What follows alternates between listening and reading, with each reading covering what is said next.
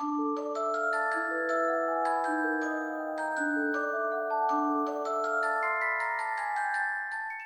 played this game a long time ago, and I thought, why not see if it's worth playing now? So, I'm going to do that! Wizard101 came out September 2nd, 2008, and it is a third-person MMORPG card game. The first time I ever saw this game, I was watching TV and an ad came on for the game, and I wanted to play it so badly. So nostalgia will be a part of this review, but I will try and keep it as neutral as I can. So let's start where every wizard starts their journey. The book! You can skip the quiz and choose your class, but I didn't want to do that, so I did the quiz and got Ice Wizard. I did the tutorial to see what the game shows you, and it's pretty nice. It teaches you how to use the cards and what everything on your screen means. The only little gripe I have about the start is that they teleport you to Unicorn Way instead of showing you how to get there, but that's just, a little nitpick. I did all of Wizard City and all of Krokotopia to see how the game is at the beginning and to see how it is as a solo-ish player. I say ish because there were a couple of instances that I did play with others, but for the most part, I did all of it by myself. Alright, let's first talk about the good, then we'll move on to the bad afterwards. If you like this video and want to see more like it, then please hit that subscribe button. I'm 16 away from 100 subscribers. That's a huge milestone, and I can't wait to hit it. I'm not sure what I'm going to do when I hit it, but I'll think of something. If there is something you want me to do, or you want to see, then please leave a comment down below. I would really appreciate it. The voice acting in this game is really good. Each character sounds different, and they each have their own personality, which I find super nice. Even if it was a small part, the voice actors really put a lot of effort into each and every character they did, and I love that. Here are a couple just to show you how they sound. Oh, you smell like sulfur. Now hand me the magma and I'll run a quick analysis on it. And done. Ah, looks like the root cause was a banshee's whale curse. Oh, and I recognize these melodic signatures. Bastilla Gravewind. Stupid hammer! Throw thunder! Yeah! Yeah! Strike! I think it's broken. Hey, who are you? Can you make this thunder hammer do thunder? No? Then you're no use to me. You're a wizard, child, no? Perhaps we can help one another. The Sleeper's timepiece allows its owner to control the nightmares of others. But I've been unable to master its enchantment. Care to team up? No? So be it. It's your funeral. I like that you can change how many cards are in your deck and which cards you want or don't want in it. Having the ability to change on the whim is really nice, and it seems it is also something you need to do if you come up against an enemy that seems particularly hard to beat. When I fought these four guys, I needed to change my deck so that instead of trying to do as much damage as I could, I needed to adjust my deck and strategize on which card to use next so that I could survive and then put out some damage the next turn or two. I really like how each world looks and the theming that goes with them. Wizard City is a great example. It's a very big city, so there are many different places. Firecat Alley is all red and burning, with the enemies matching the same aesthetic. Ravenwood is very lush and magical, with every school changing their area based on what they are, and it also has a massive talking tree in the middle.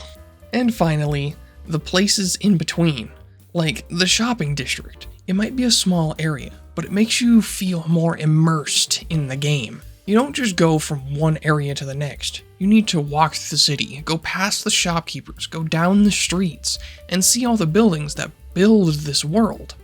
This game has a lot of customization for your character. You can change how your character looks, what weapon you want them to hold, even what little dance they do once you win your battle. There are also a lot of mounts that can help you get from one place to another, which I definitely used the free ones given to me. There are houses that you can customize and change, pets that you can collect, upgrade and race, PvP if you're into that, and there's even farming that you can do. There is so much that you can do in this game. Finally, I really like that there are multiple classes to choose from, and you don't have to just stick with your class.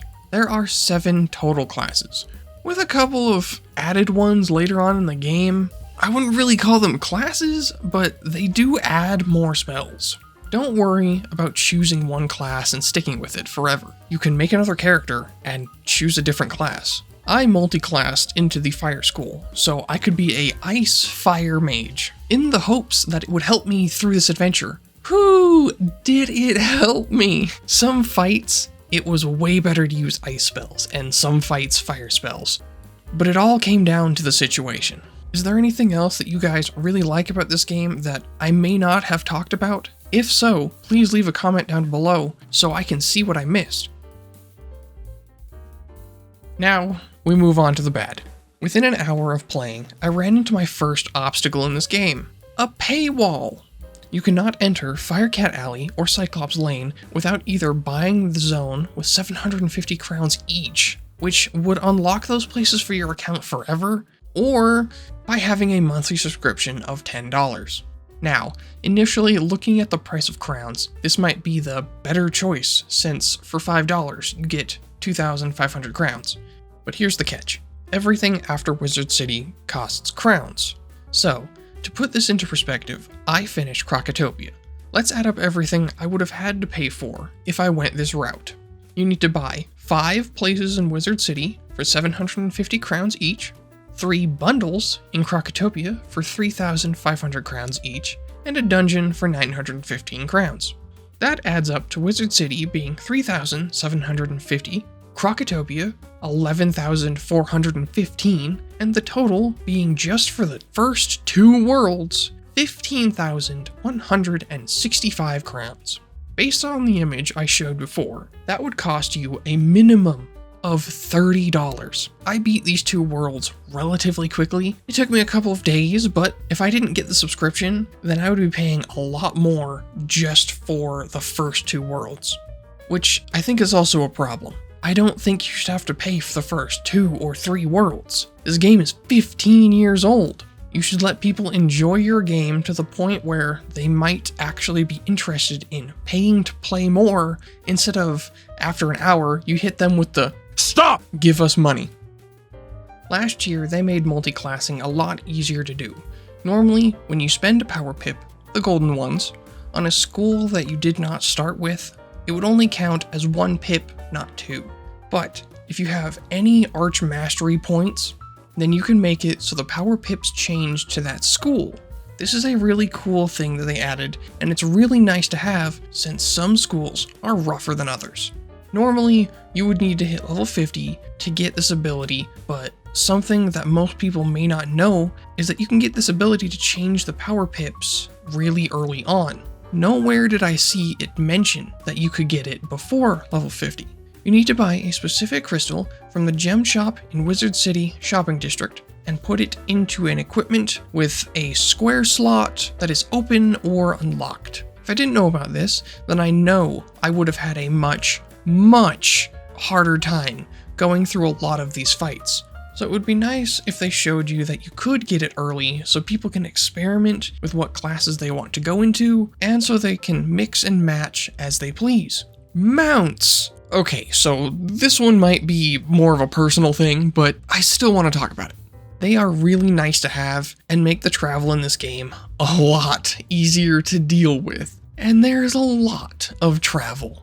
For the most part, the only way to get the mounts is to buy them in the crown shop. There are very small chances of getting them from fishing or bosses, but that's a lot of grinding and luck. The lowest cost mount is going to run you $10. Something I learned that I don't think it really ever mentions is you can get the mounts with in-game gold. Now, it's a lot of gold, but it's at least saving you money. 50,000 gold is the lowest one you can get. It would have been really nice for them to at least mention, hey, you can get this mount with gold, but I know that will never happen. They want you to see everyone else's mount, which you will be seeing a lot of them, and spend at least $10 to get a mount. Now, I'm sure that I missed stuff that people think are bad about this game. If so, then please comment what you think is bad and what I missed. This game to me is really fun. It is a really grindy game, and near the mid to end game, there is a lot of min-maxing that you start to do, but I think that's just part of it. This is an MMO that lets you play cards and summon a bunch of creatures and feel really powerful. So, to answer the question, is Wizard101 worth playing in 2023? Yes, of course it is. It is just a huge game with a bunch of content, story, and overall things to do. The max level is 160, so you have a bunch of stuff to do and many worlds to see. And that will be it for this review? Whatever this is. Thank you for watching. I know this is a long one, but I really wanted to show what I like and dislike about it. Please don't forget to hit that like and subscribe button. Almost at 100 subs, we're almost there. Thanks. Bye.